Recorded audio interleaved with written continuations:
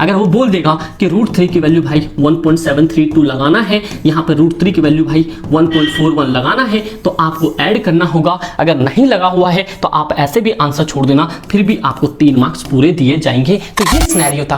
Base कितना निकल के आया 60 मीटर, मतलब कि ये जो x माना था इसकी वैल्यू कितनी आई आपके पास में, ये 60 आ गई। इसको जो 80 में x माना था, 80 में से x मतलब कि 80 में से x घटाओ तो ये कितना आ जाएगा, ये आ गया आपके पास 20। अगर इन 60 20 को जोड़ो तो 20 हो गया 80 मीटर। तो ये भाई आंसर खत्म। तो इस तरीके का फंडा होता है सम एप्लीकेशन ऑफ ट्रिग्नोमेट्री। एक बार शिद्दत से दोबारा प्ले करके देख लेना। रीजन होता है कि जो बड़े छोटे एंगल से बड़े की ओर चलते हैं, क्योंकि 90 तक पहुंचना है तो छोटा डिस्टेंस कवर कर करके तो 90 तक पहुंचोगे। इसीलिए कहा जाता है कि जो बड़े अमाउंट होते हैं, जो बड़ा डिग्री होता है वो नियर बाय होता है, जो छोटी होती है वो दूर होता है। तो मतलब 45 इसलिए दूर हो गया। समझ रहे हो बात को यहाँ पे? नमस्ते भाइयों, मेरे भाई अगर आप लोग मिड टर्म की तैयारी कर रहे हो और खास करके चैप्टर 9 अगर आपने नहीं की है मेरे भाई, 8वां चैप्टर और 9वां चैप्टर ट्रिग्नोमेट्री और सम एप्लीकेशन ऑफ ट्रिग्नोमेट्री, ये दोनों मिला के आपके फाइनल में 12 मार्क्स के हैं और मिड टर्म में भी ज्यादा मार्क्स के भी हो सकते हैं। और मैंने आपको बहुत पहले बताया जो प्रैक्टिस सेट वाली वीडियोस आई थी उसमें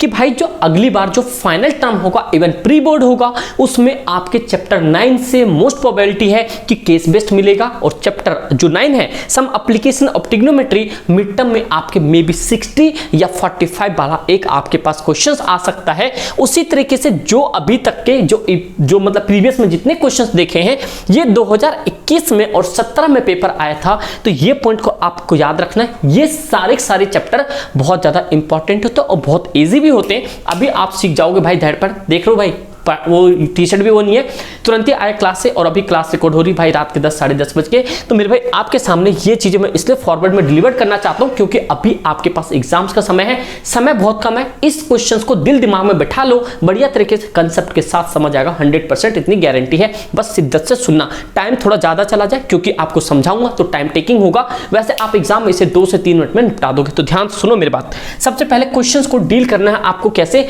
पढ़ना है, शिद्दत से समझना है। क्योंकि इसके अंदर में अगर इस सब चैप्टर ऐसे होता ना, अगर डायग्राम नहीं बनाओगे ना, डायग्राम नहीं तो कहानी इसकी खराब। तो डायग्राम आपको सही से बनाना पड़ेगा। सबसे पहले समझो, क्वेश्चंस को समझने की कोशिश करो। क्वेश्चन क्या कहता है मेरे भाई, आपके सामने क्वेश्चन है कि 2 pole of equal heights are standing opposite to each other on either side of the road which is 80 metre wide from a point between them on the road. The angle of elevation of the top of this poles are 60 degree and 30 degree respectively. Find the height of the poles and the distance of the point of the pole. अब देखो भाई, आपको लग रहा भाई question पढ़ दिया, क्या पढ़ा, ध्यान से सुनो। इसमें कहना चाह रहे हैं आपके पास 2 बिल्डिंग है जो दोनों इक्वल हाइट्स में है, ठीक भाई। एक आपके पास एंगल ऑफ एलिवेशन मतलब नीचे से देख रहा है, एंगल ऑफ डेप्रेशन आपको ऊपर से नीचे की ओर होता है। तो ध्यान सुनो, मैं आपको यहां बताता हूं। सपोज करो ये कह रहे हैं कि आपके पास एक ये बिल्डिंग एक साइड की है, ठीक है भाई। एक मैंने आपके सेम इक्वेशन मैंने यहां से एक सेम इक्वल हाइट बताई, ठीक भाई। यह हमारा क्या बन गया, बेस। क्या बन गया, बेस। ये कहना चाह रहा है, ये कह रहा है कि ये जो है एक हाइट है और ये जो है एक आपके पास एक हाइट है। समझो ध्यान से, क्योंकि 2 पोल ऑफ इक्वल हाइट्स, ये दोनों इक्वल हाइट्स में है, 2 पोल है, ये दोनों एक दूसरे पोल है। ध्यान से सुनना। ऑन ईच अदर मतलब एक दूसरे साइड में, the road which 80 metre wide, लेकिन जो रोड है यहाँ पे ये कितना मेरे भाई, ये 80 मीटर वाइड है, मतलब कि ये चौड़ा कितना है, 80 मीटर। इतना पॉइंट समझिए, जिस तरह से प्लॉट करो ध्यान से सुनते जाना। कह रहा है यहाँ पे from the point between them, इनके बीच से, रोड के बीच से, the angle of elevation of 60 top of pole is 60 degree. मतलब कि 2 एंगल बना सकते हो, एक हम बनाते हैं 60 डिग्री का, एक बनाते हैं हम 30 डिग्री का। तो सबसे पहले मैं 30 डिग्री बनाता हूँ। ये देखो भाई, ये बन गया हमारा पास कितना, 30 डिग्री का। ये थोड़ा भाई ज्यादा ही नियर भाई पहुंच गया, चलो कोई बात नहीं। ये हमारे पास बन गया यहाँ पे 60 डिग्री का। ध्यान समझ रहे बात को। ये हमारे पास क्या बन गया, ये 90 बन गया और यहाँ पे हमारे पास क्या बन गया, एंगल। और ये एंगल कितना बन गया, ये 30 डिग्री का बन गया और ये बन गया हमारे पास 60 डिग्री का।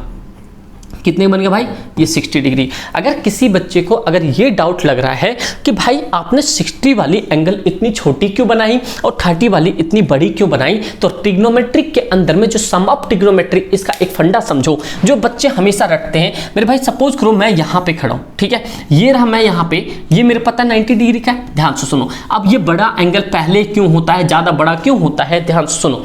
ये मैंने कहा कि भाई ये मेरा 90 डिग्री है, क्या है, 90 डिग्री। मैंने यहाँ से एक एक पोल बना है, एक एंगल ऑफ डेपरेशन देख रहा हूँ, मैंने इसको बोला कि भाई ये जो है मेरे पास ये 45 डिग्री है, ये कितना है 45, ये कितना है मेरा 60, समझ रहे हो बात को। और भाई अब बच्चे सोच रहे हैं कि भाई जो बड़ी एंगल है, बड़े एंगल तो पहले होना चाहिए, ये तो छोटा एंगल पहले। नहीं मेरे भाई ध्यान से सुनो, जैसे जैसे आप, ये तो पता है ना कि ये 90 है, जैसे जैसे आप 90 के पास जाओगे एंगल आपका बढ़ता जाएगा।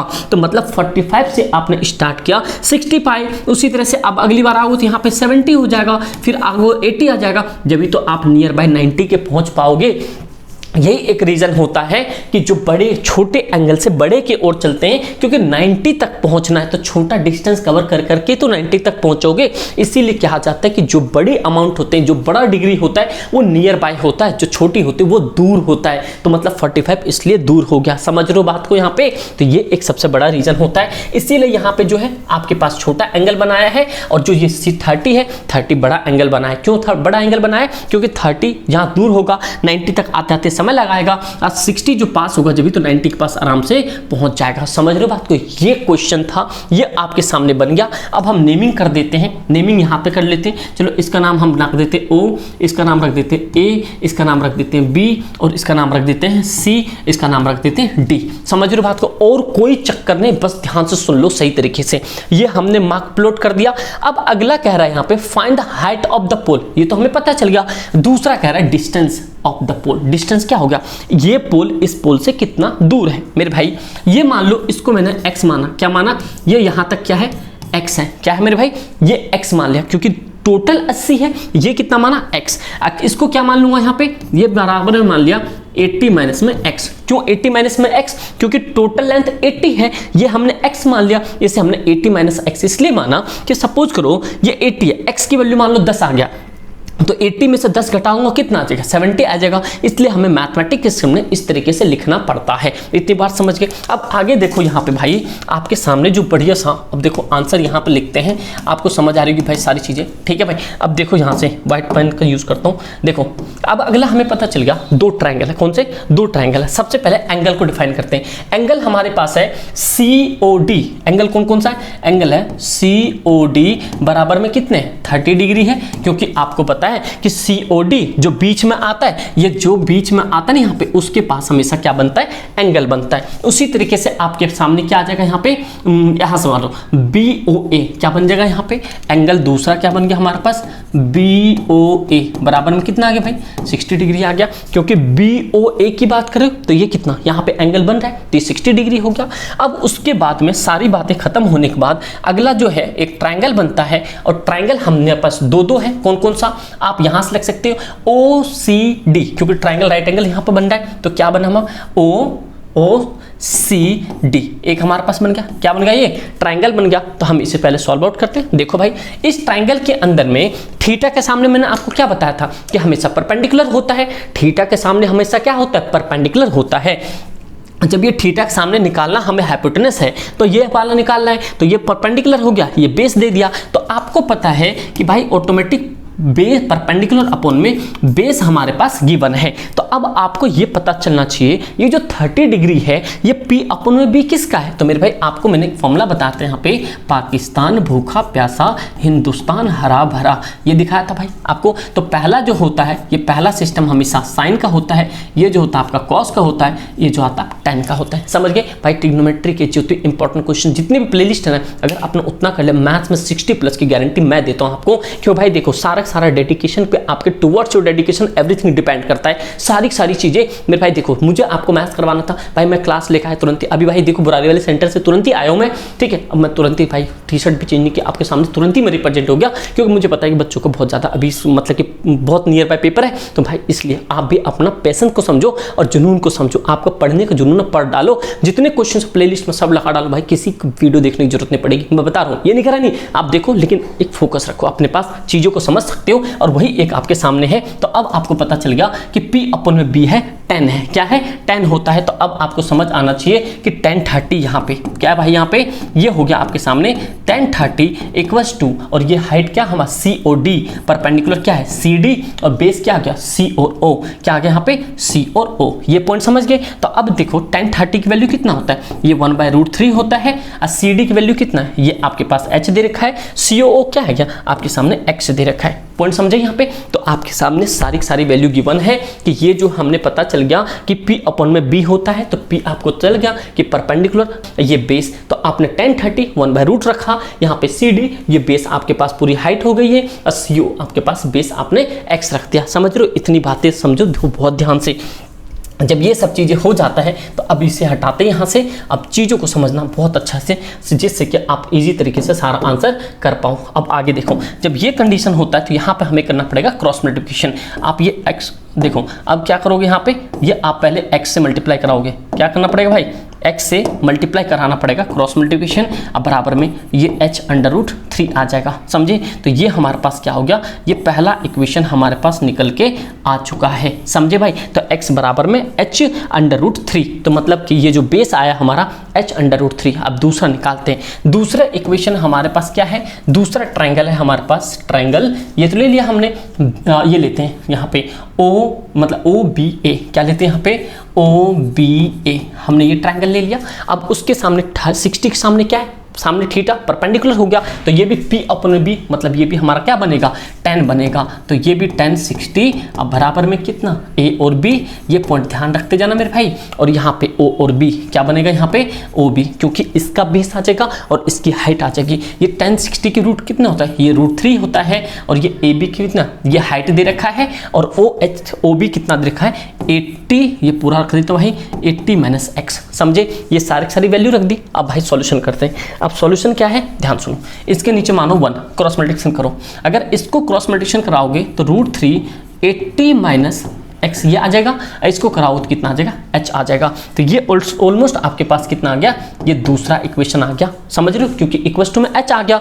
अब क्या कर सकते हो, यहाँ पे सारा गेम है कि आपके पास कितना पेशेंस है और कितनी चीज़ों को आप समझ सकते हो। अब ध्यान से सुनो, आपके पास ये दूसरा भी आ गया, ये भी आ गया। तो आप ऐसा कर सकते हो, ये जो x है तो यहाँ पे इक्वेशन लिख दो कि in equation 2 putting value of x, putting यहाँ पे पुट वैल्यू ऑफ x, क्यों? क्योंकि x यहाँ दिख रहा है, तो कोई दिक्कत वाली बात नहीं भाई, हम ऐसे ऊपर करते हैं। अब आगे देखो, यहाँ पे ये सारा पॉइंट आ गया आपके पास, मतलब कि in equation 2 putting value of x from equation 1, मतलब फ्रॉम इक्वेशन 1 मतलब पहले इक्वेशन से दूसरे में पुट कर रहे हैं। तो आप यहाँ पर रखो, ये आप सामने √3 है, ब्रैकेट 80 - x बराबर में h, कोई दिक्कत नहीं है। ये √3 आप ऐसे रखो, ये 80 और x की वैल्यू कितना आपके पास, ये है -h√3 बराबर में h। समझे मेरे भाई? समझ रहे हो? तो ये वाला x की वैल्यू मैंने यहाँ पे पुट कर दिया।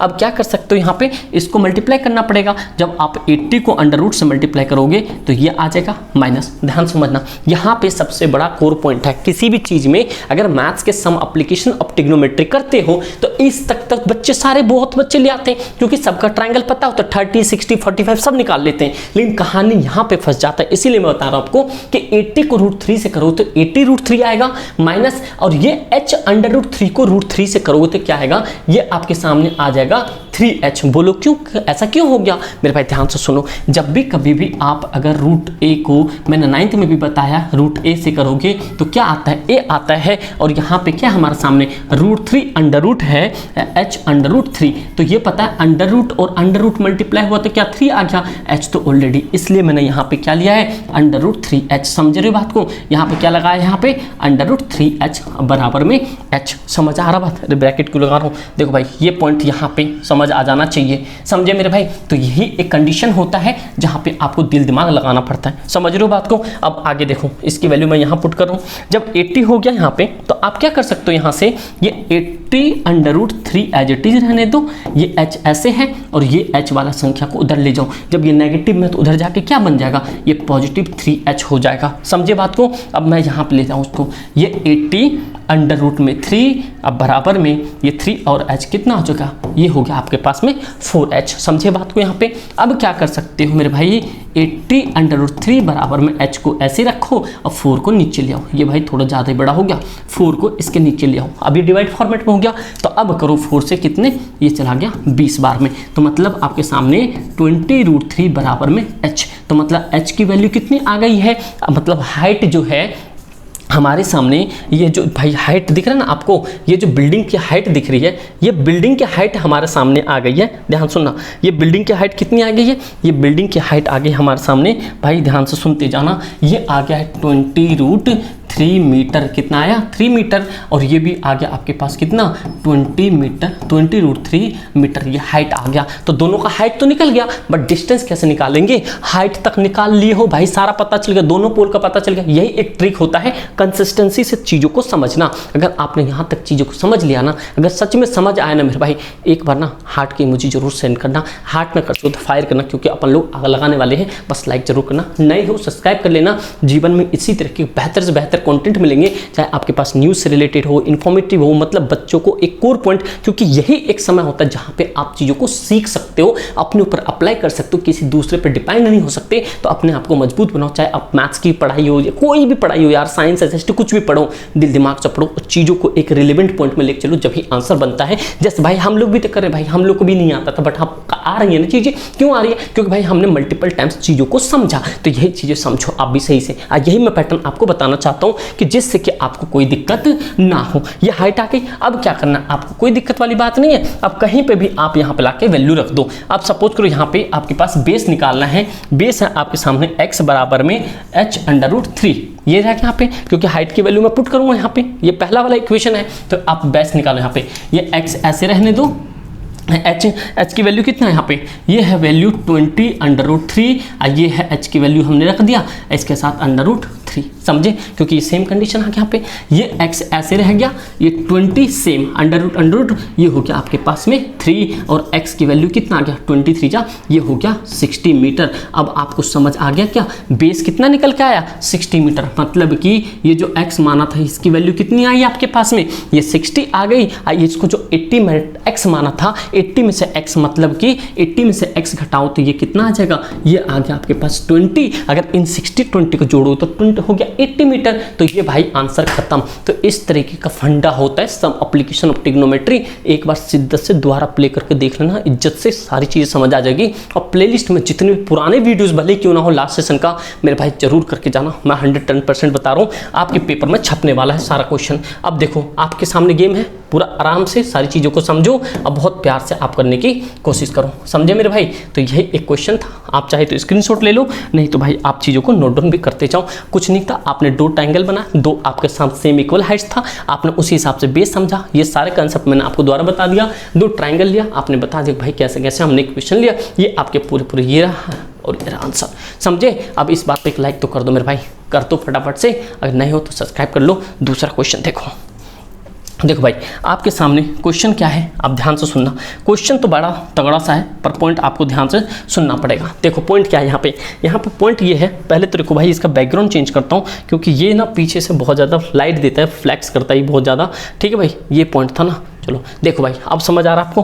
भाई अगला जो पॉइंट मैं बताना चाहता हूँ, ये आपके पास क्या है, क्वेश्चन है जो कि स्टैंडर्ड में आया हुआ है। तो ध्यान सुनो क्या कह रहा है, कह रहा from a point on the ground the angle of elevation of the bottom and the top of the transmission tower fix at the top of 30 metre high. मतलब क्या कह रहा है, and 45 degree and 60 degree respectively. कहने का मतलब हो गया कि एक हमारे पास ये बिल्डिंग हाई है, चलो कोई बात नहीं भाई, यहाँ से लेते हैं, इसको बेस बना दिया। ठीक है, ये हमने यहाँ से बड़ा वाला एंगल बना लिया, जो कि आपको पता चल गया 60 बनेगा। फिर कह रहा है यहाँ पे आगे देखो, ध्यान से सुनो, जो पीछे वाला क्वेश्चन देखा उसी तरह से, from the point of ground angle of elevations bottom and the top of transmission tower fix at top of 30 metre height building are 45 degree. मतलब कि जहां से एंगल जो है, ध्यान सुनना, जहां से एंगल 45 डिग्री का हो रहा है, मतलब एंगल जो है 45 डिग्री मैं यहाँ पे बिठा रहा हूँ, कितना बिठा रहा हूँ 45 डिग्री यहाँ हो रहा है। तो ये एंगल जो हाइट है इस बिल्डिंग का कितना है 30 मीटर है, क्योंकि स्टेटमेंट को आपको समझना होगा कि ये कहना चाह रहा है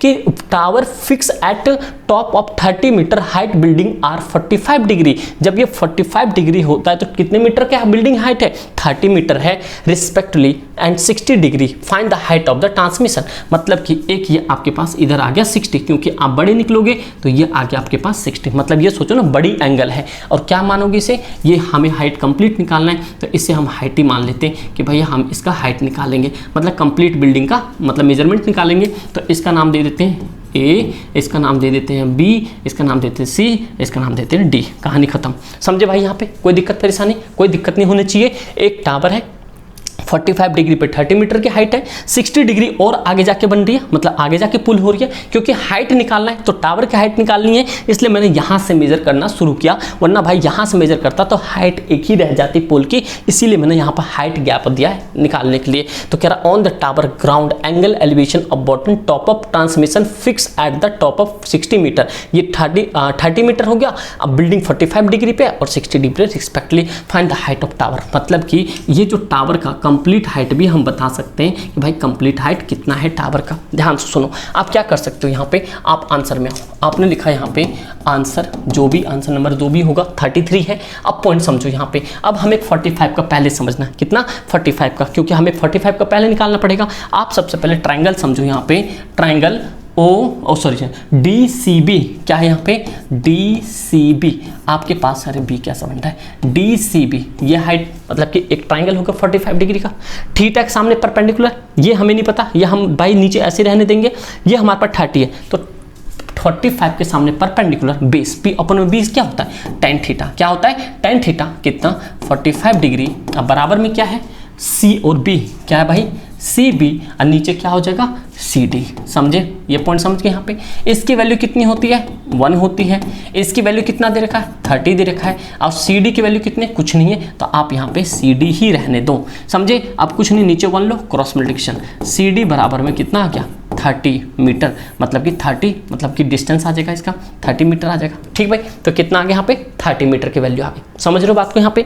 अब उसी तरीके से अब हम 60 के निकालेंगे। तो ध्यान सुनो, ट्रायंगल लगाओ यहाँ पे, ट्रायंगल 60 में क्या आ जाएगा, डी, सेम ही चीज आएगा यहाँ पे। अगर देखा जाए डी सी ए, क्या आ जाएगा यहाँ पे डी सी ए, क्योंकि आपको कंप्लीट ऊपर तक जाना है। तो अब क्या कर सकते हो, 60 के सामने क्या होता है, परपेंडिकुलर होता है, तो परपेंडिकुलर तो पूरा हो जाएगा, क्योंकि हाइट सिर्फ इस पे तो खड़ा नहीं होगा, तो एक कंप्लीट ऐड होगा। तो क्योंकि जो बिल्डिंग होता है एंगल कितना भी बनाओगे, देखोगे तो ग्राउंड लेवल से ना, इसीलिए आप पूरे कंप्लीट एंगल बनाओगे। तो आपका परपेंडिकुलर ये क्या हो गया, ये आपके पास 1060। अब बराबर में ये आपका ए बी क्या है, सॉरी ए और सी, अपॉन में कितना आ जाएगा सी और डी। ये पॉइंट समझो मेरे भाई, ये कितना होता है 30, ये आपके पास √3 हो जाता है। और ए सी क्या है, ए और सी हमारे पास देखा जाएगा तो ए सी में मेरे भाई आपके साथ अगर कंप्लीट बिल्डिंग की हाइट है, ए सी कंप्लीट बिल्डिंग की हाइट है, जिसमें कि आपके सामने सी बी भी ऐड है और बी और ए भी ऐड है, इनको जोड़ के आपका पास ए सी बना है। तो ये पॉइंट को कभी मत भूलना कि भाई आपके पास ए सी क्या है, ए सी आपके सामने सी बी मतलब सी बी और बी ए को मिला के बनता है। तो यहाँ पे ए सी है तो हमें सबसे पहले ये 30 की वैल्यू रखनी पड़ेगी, अब प्लस में यहाँ पे ए सी मतलब हाइट रखना पड़ेगा। और सी डी हमें कितना निकल के आए, सी डी हमारा 30 मीटर निकल के आए, तो 30 हम यहाँ पे वैल्यू पुट कर देंगे, क्योंकि ऑलरेडी हमारे पास सी डी 30 मीटर आ चुका है और सी डी की यहाँ पे जरूरत पड़ेगी, तो 30 हमने यहाँ पे पुट कर दिया। स्मार्ट वर्क करना पड़ेगा, समझ रहे हो ना चीज़ों को। ये अब आगे क्या सकते हो, नीचे 1 लो, क्रॉस मल्टीप्लिकेशन, 30 को √3 से करोगे तो कितना आएगा 30 √3। अब बराबर में इसको करो तो कितना आएगा 30 प्लस में h, क्योंकि 1 को करोगे इसी से, कोई दिक्कत नहीं। ये आगे आपके पास में 30 √3, इसको इधर ले आओ कांस्टेंट को, ये h ऐसे रहने दिया।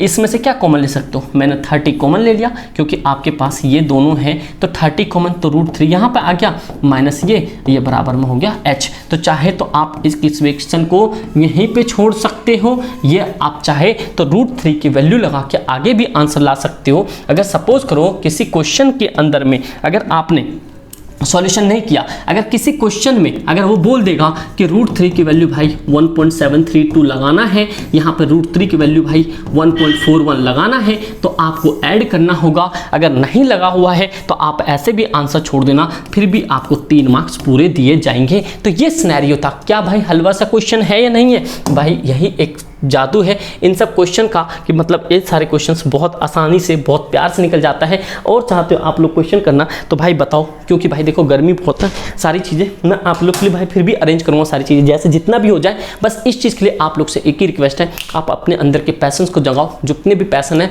पैशन का मतलब समझ रहे हो क्या होता है कि वो रात को आपको सोने ना दे, तो इससे पैशन कहते हैं। अपना करेज दिखाओ, अपना सक्सेस जो भी चीज़ें माइंड में सोचा है उसके और फाइट करना कोशिश करो। और भाई तगड़े तरीके से मिड टर्म में भी आग लगाओ और फाइनल टर्म में, प्री बोर्ड में, बोर्ड में तुम्हारा भाई हमेशा खड़ा है। अगर इस चैनल से तो फिर अगले एसएसपी वाले चैनल पे। तो मेरे भाई आप टेंशन मत लेना, आप लोग नए हो सब्सक्राइब कर लेना, और जो भी दिक्कत हो आप लोग मुझे कमेंट करके बताना, और किस चैप्टर में दिक्कत है वो चीज़ चाहिए मुझे, समझ रहे हो, क्योंकि मैं दुनिया से भीड़ से अलग काम करता हूँ। वाईटी पे ये सबको पता है कि समीर आता है कंसेप्ट विद क्वेश्चन समझा के चला जाता है, बच्चे को वही पेपर में फंसते हैं और 110% वही आएंगे। बस नए हो सब्सक्राइब कर लेना, मैं ये अभी भी बोल रहा हूँ, बस नए हो सब्सक्राइब कर लेना। इस वीडियो को अपने एक दोस्त में जरूर शेयर करना। ठीक दोस्त, thank you so much and जय हिंद।